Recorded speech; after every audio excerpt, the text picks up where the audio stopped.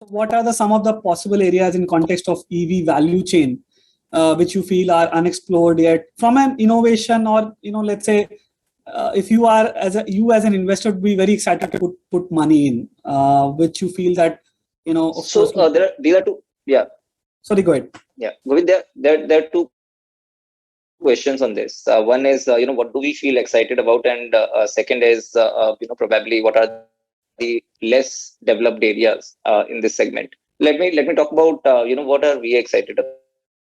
So at Eversource Capital, we essentially India's largest clean tech focused, sustainability focused fund. And from our point of view, the entire spectrum of electric mobility is very, very exciting, and we are deeply committed to bring it to fore. Currently, we have one company which we ourselves have actually started. We own 100% of it, called Green Cell Mobility, and this is essentially going into the large form factors. We already are the largest bus operator by order book today, and we started our journey of actually operationalizing about when people inaugurated it, and over the next few years you will see more than 1,000 electric buses on Indian roads, which is the top player of mobility as a service. But this is only one form factor. There is cargo, there is large cargo, there is small cargo, there is small passenger mobility, there is two-wheeler passenger mobility. What we are committed to is in the shared utilization space for the commercial use case.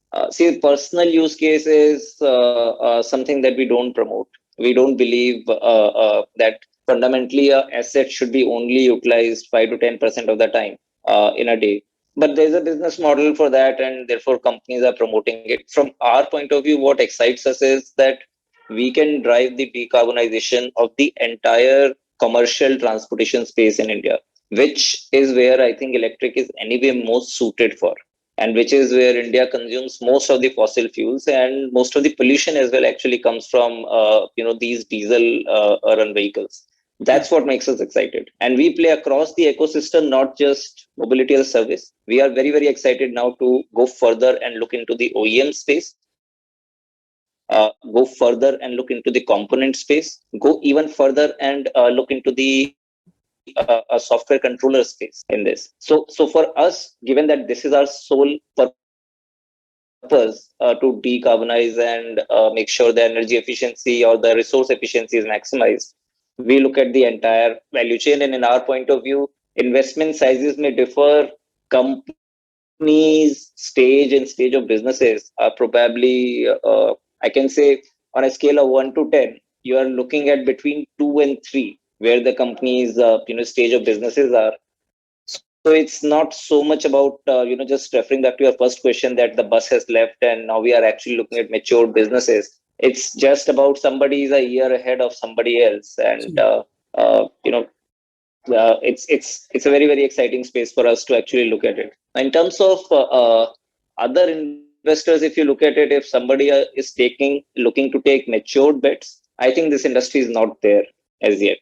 For them to take matured business bets, because several pivoting is going to happen. We are talking about multiple changes. We are talking about technology changes. We are talking about form factor changes. We are talking about the whole business model changes. So fundamentally, from a mature investor point of view, I don't think this space still has arrived. Probably another 18 months, 24 months before this thing start to take shape. If you look at very early stage investors, I think it's a very, very exciting space. We are just now looking to unearth what India's entrepreneurial technology talent can do, both on vehicle engineering side as well as on the entire component and the software mechanical aspect side. Right. So that is a very, very exciting space in my point of view. However, you need to have very deep understanding of this space to actually invest. If you look at the only space I see a little bit crowded today is the two-wheeler OEM space, because a lot of big checkbooks have taken their bets on, and probably as an investor, it's a bit crowded space to play around. but that's the only space I see. It's bit forward compared to everything else. Rest all, I think, is still an open playbook, and people with good technical understanding of what can happen in this sector can play across.